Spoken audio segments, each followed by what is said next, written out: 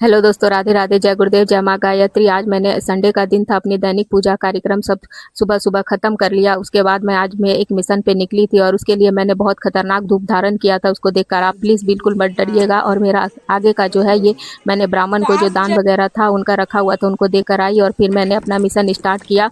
Bed box मैंने खोलना चाहा तो देखा कि मेरे बेटे ने चमत्कार किया था, इसको उल्टा लगा दिया था। जब इसकी लास्ट मैंने सफाई की थी तो मैं समझ ही गई कि मेरे बेटे का चमत्कार है। उसके बाद मैंने तरकीब लगाई और तरकीब लगाकर किसी तरह इसको अपने बाहुबल के जोर से उठाया और उठाकर इसको खोल दिया। उसके बाद इसके अंदर जितने भी निवासी थे सब निवासियों को घर से बेदखल कर दिया और बेदखल करने के बाद उनके घर से अच्छे से साफ सफाई की। उसके बाद वो सब रोने लग गए। तो मुझे बहुत दया आई। उसके बाद मैंने उनको वापस उनके घर में बसा दिया। उनको अच्छे से घर से सफाई करने के बाद ये कढ़ाही नहीं कढ़ाहा है जिसका मैं पूजा में यूज़ करती हूँ जब बहुत ज़्यादा भोजन बनाना होता है। तो उसके बाद देखिए अच्छे से सबको बसाने के बाद मुझे एक दूसरे बेड बॉक्स के दूसरे साइड में एक नंबर लिखा मिला 1102। मुझे लगा किसी खजाने का कोड वर्ड है, तो मैंने खजाने की तलाश करनी शुरू कर दी और बहुत गहराई तक खोज खाज करने के बाद भी मुझे कुछ मिला नहीं।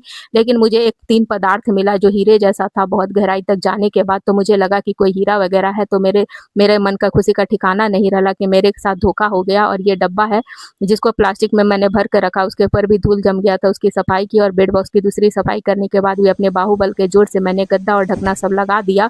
और उसके बाद फिर कोने में देखा एक गैलरी में कुछ छुपा हुआ है, शांति से पड़ा हुआ है और ये बहुत छोटा सा पतला सा गली था। तो इसको भी मैंने हल्का किया, बाहर निकाला। बाहर निकालने के बाद जब मैं आगे बढ़ी तो देखती हूँ कि चिड़ियों ने बहुत सारा चमत्कार किया, जगह जगह पे दही जमाई है, उसको भी मैंने हल्का किया और फिर अपने मिशन के लिए मैं आगे बढ़ी। आगे बढ़ने के बाद देखा कि ये चैनल वगैरह है जिसका बहुत दिन से फेशियल वगैरह नहीं किया गया है, तो ये भी गंदा पड़ा हुआ है। लास्ट मैंने नवरात्रि में थोड़ी बहुत की थी लेकिन उतना अच्छे से नहीं हुआ था। तो मैंने सोचा कि अब इसको अच्छे से गोरा ही कर दिया जाए। तो उसके बाद मैंने चैनल को अच्छे से गोरा किया। बहुत मेहनत लगी और मेहनत करने के बाद मैंने इसको गोरा कर दिया, क्योंकि अगर गंदा रहता है तो विंडो जो है वो फंस जाता है। उसके बाद ये विंडो पर देखिए सूर्य की रोशनी से बहुत टैनिंग आ गई थी।